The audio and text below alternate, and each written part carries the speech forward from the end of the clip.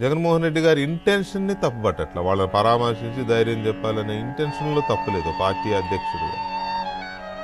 పరామర్శకి వెళ్ళేవాడు నేను పలానా రోజు మీ ఇంటికి వస్తున్నానమ్మా పరామర్శించడానికి అని ఎవరితోనో కబురు చేపిస్తారు. వాళ్ళు చెప్తారు ఇట్లా జగనన్న వస్తున్నారు మనకి 4వ తారీఖు వస్తారు పరామర్శకి అంటే వాళ్ళు పొద్దు నుంచి అన్నం తినకుండా కూర్చుని ఉంటారు. నా అనుమానం అంబటి రాంబాబు గారు కూతుళ్ళు వీళ్ళు ఇగొత్తాడు అని టిఫిన్ కూడా చేశారో లేదో పాపం. కాకపోతే 6 గంటలు ఎందుకు తాడేపల్లి నుంచి అంబటి రాంబాబు గారి ఇంటికి ఎందుకు అనేది ఎవరికి అంతు చిక్కదు. ఆయన పరామర్శకు వచ్చాడా లేకపోతే గంటల తరబడి యాత్ర చేయడానికి వచ్చాడా?